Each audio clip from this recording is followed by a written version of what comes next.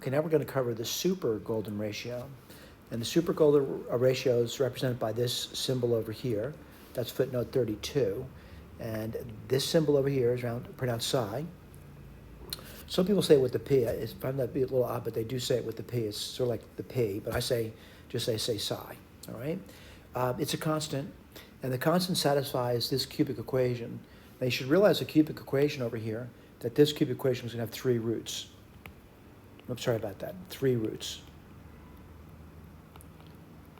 I'm going to say they're not going to be easy to find, but you can find 3 roots of that cubic equation. It'll be 1 real, 2 complex, all right?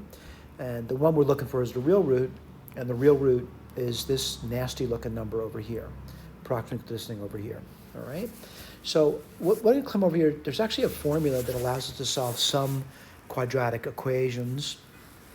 What I mean by that is in a particular form, and if it's not in a form, we rewrite it so it's in that form. So I'm going to say there is a cubic formula, just like there's a quadratic formula, there's a cubic formula, and I want to go through that with you.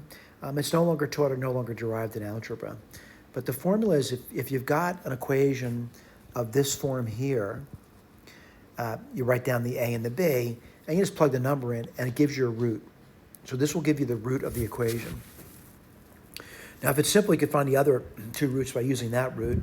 But right now, I'm just kind of concerned about, how do I get it in that form?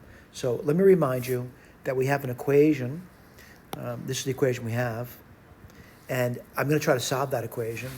And the point of that is it really doesn't look at the form they want. And the form they want x cubed. Whoops, sorry about that.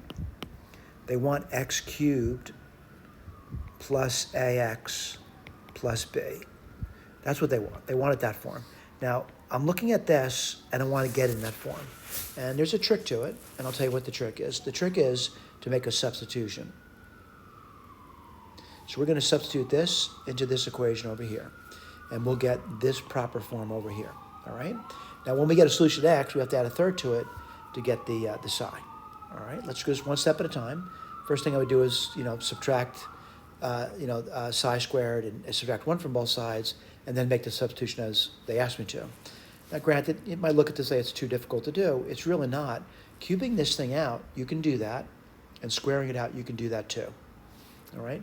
And if you do that and collect terms, you'll get this over here. All right? Does that require some work? It requires some work. What's the work? Cubing, squaring, and collecting terms. All right? Once you do that, you start to realize you know what the A and the B is. Oops, sorry about that. The A would be minus 1/3. The B is minus 29/17. And what are you going to do? You're going to plug it into this formula over here. All right? Again, it's tedious, but it's doable. What do you mean by doable? You kind of plug the numbers in, and I'm going to say, it is a little bit of work, but, plugging in, that's not a bad thing to do, not a bad thing to do, not a bad thing to do, all right? Then what you have to find this thing over here, and this is what x is, but we want this, so just add 1/3 to it, and you would get this over here.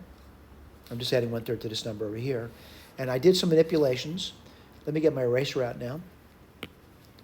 And I did some manipulations because I wanted to write a little bit neater, all right?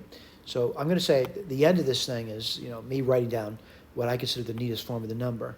And to me, it's not memorable. I would not look at this and say it's memorable, all right? Not a memorable number. But that's a super golden ratio, all right? It's work to get there, but I did get there.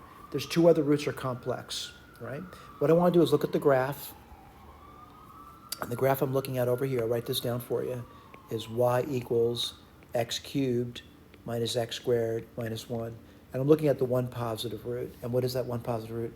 That's the super golden ratio. It's right over here. That's the 1 positive root of that.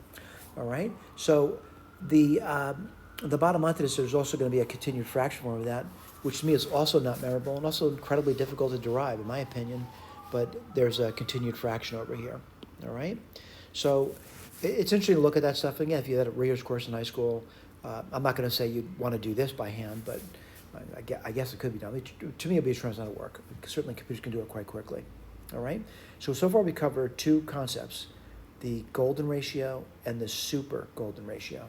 Then we're going to use that to do some calculus next. Thank you.